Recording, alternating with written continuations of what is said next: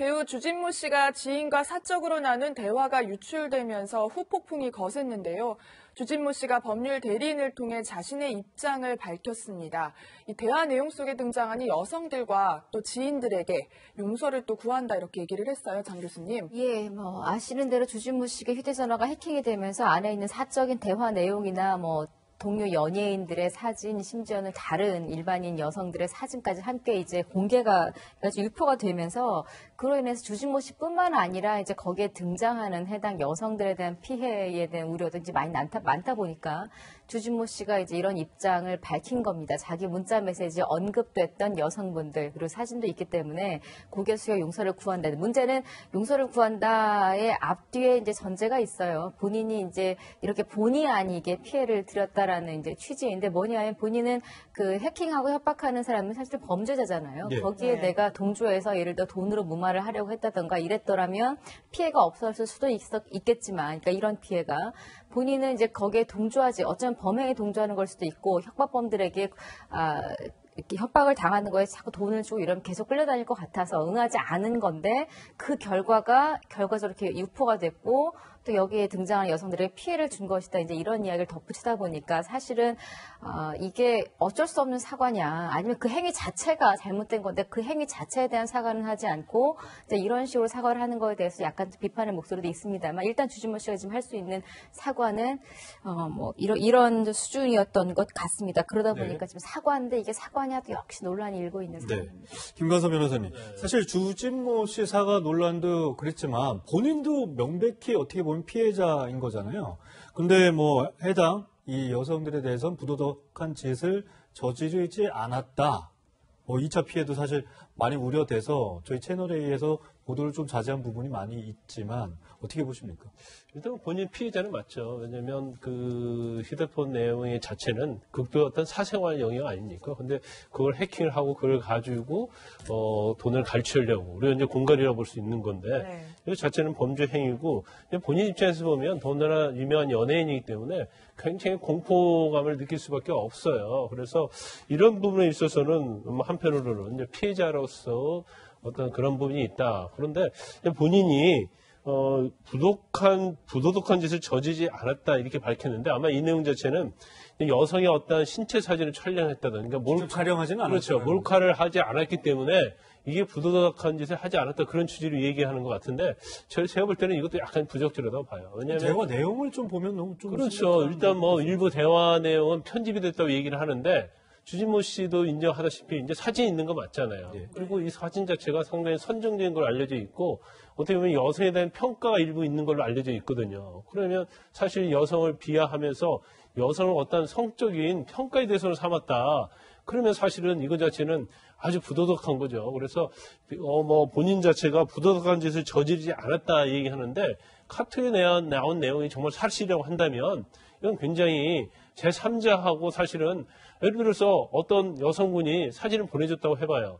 그러면 그거 자체는 이제 주진모 씨 혼자는 볼 수 있지만 이걸 제3자하고 공유를 하면서 대화하는 것 자체는 보내준 여성에 대해서 엄청난 피해를 입힌 거죠. 그래서 이 내용도 사실은 맞지 않고 진정한 사과라 보기는 좀 어려울 것 같습니다. 네. 그리고 아마도 주진모 씨가 그 부분을 강조한 것, 예를 들어서 나는 결단코 이성의 신체 사진을 몰래 촬영하거나 유포한 것은 아니다라고 강조한 또 다른 이유는 많은 분들이 이 사건을 보면서 과거 정준영 씨 카톡방 공개되면서 많은 사람들이 경악을 하지 않았습니까? 네. 그 내용들을 나는 그것과는 다르다 이걸 강조하려고 했다라는 의도인 것 같아요. 나 네. 이렇게 불법적으로 그 당시에 그 사건과 나를 연관시키지 말아라.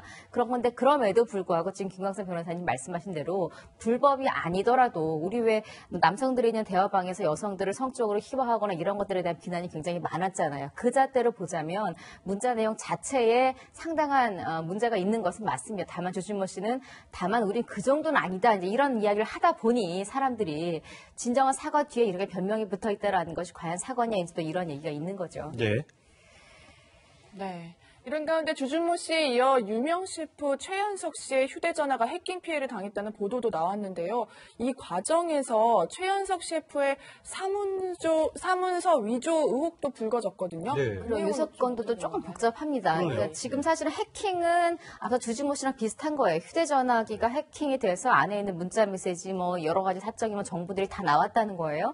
최현석 씨 역시 처음에는 협박에 응하지 않으려고 돈을 보내라 뭐라 하는 거 응하지 않으니까 해외 사이트에 최현석 씨 휴대폰을 해킹한 내용을 퍼뜨렸다는 거죠. 일종의 1차 협박일 수도 있겠죠. 예. 이거 이제 다시 국내에 퍼뜨릴 수 있다 이런 식으로. 문제는 그 해외 사이트에 공개된 내용 안에 최현숙 셰프가 최근에 뭐 매니저사를 또 옮기고 뭐 이러는 과정에서 계약서, 사무서를 위조했다라는 의혹이 될 만한 문서가 공개가 된 거예요. 위법적인 활동에 대한 증거가 나온 거군요. 그렇다고 사실이라면. 이제 그냥 법적으로 따져봐야 되겠습니다만, 근데 그 내용이 왜 또 이 해킹이랑 연결이 되냐면 해킹 자체로 최현석 씨의 사적인 것들이 이렇게 나오면 주진모 씨 경우에도 이미지 훼손이 얼마나 많이 됐고, 예를 들어서 주진모 씨를 뭐 모델로 쓰고 있는 회사나 이런 경우에는 손해배상을 청구할 수도 있지 않겠습니까? 여러 가지로 최현석 씨가 사적인 정보가 공개가 되면서 혹시나 나중에 본인이 손해배상을 하게 될 수도 있다는 것을 감안해서 그 부분, 예를 들어 이미지나 도덕성이 뭐 이렇게 훼손될 경우에 어쩌고저쩌고 하는 요 조항을 수정을 했다라는 이런 사문서 이제 예. 위조 의혹이 있는 거거든요. 이게 그래서 해킹과 연관이 있는 게, 해킹이 됐으니 사문서 위조를 해야 됐었고 그런 정황이 휴대폰 안에 또 역시 들어 있었고 이렇게 지금 확정이 되고 있는 상황인 겁니다. 네, 사실 뭐 최현석 셰프 측은 전소서사 측의 이제 재무이사가 위조를 했다고 해명을 하고 있는데 정확한 사실관계는 조금 더 지켜봐야 될 것 같고요. 근데 저는 김관사 변호사님, 사실 뭐 주진모 씨, 지금 최현석 셰프 이렇게 하다 보면 이 같은 범죄 조직에서 해킹한 자료들을 뭐 해외 사이트나 언론사나 뭐 이런 식으로 제공을 해서 계속 나오는 것 같아요. 그렇다면 주진모 씨, 최현석 셰프, 그 다음에 또 다른 연예인들에 대한 또 이런 피해도 나올 것 같고, 이게 근데 경찰에서 이게 수사는 제대로 할 수 있는 건가요? 뭐? 수사하기 굉장히 어려울 거예요. 지금 뭐 알려진 연예인, 뭐 아이돌 배우, 뮤지컬 배우 뭐 해서 한 10여 명 알려져 있는데 제가 볼 때는 이보다 훨씬 많을 거라고 봅니다. 그런데 단지 이 얘기를 안 할 뿐이고 또 일부 연예인 같은 경우에는 이제 협박에 못 이겨서 돈을 준 것으로 지금 알려져 있어요. 그런데 이게 이제 문제가 어떤 게 있냐면 사실 우리가 뭐 지금 나오고 있는 내용은 이제 클라우드, 우리가 휴대폰 같은 걸 쓰면 이제 그걸 저장을 하잖아요. 네. 저장하는 과정에서 그 아이디나 비밀번호를 알아서 클라우드를 해킹해서 했다고 많이 알려져 있거든요. 예. 그런 경우도 있고, 저는 이제 개인적으로 어떤 상담이랄지 주위 사람들과 어떤 얘기를 해서 피해자들을 좀 몇 명 만나봤었는데 그런 경우가 좀 많이 있더라고요. 그러니까 휴대폰이 있으면 거기에 문자 메시지를 딱 보내는 거예요. 근데 문자 메시지가 신용카드 결제 내역 뭐 500만 원 딱 온단 말이에요. 그러면 뭐 우리 입장에서는 아니 나 신용카드 쓴 적도 없는데 이게 뭔 500만 원이야. 그리고서 그 문자 메시지를 눌러요. 미끼처럼 던져. 그렇죠. 그러면서 거기에 써 있는 전화를 합니다. 네. 그러면 거기에서 여기 우리가 그거에 대해서 수사하고 있는데 어떻게 알았느냐 그런 식으로 얘기를 해요. 예. 그리고 이건 금감원 검찰로 같이 합동 수사를 하고 있는데 누구한테도 얘기하지 마라. 그러면서 이 휴대폰에 일종의 스파이 같이 심는 거죠. 그러고 나서 오히려 원격을 조정한다는 거예요.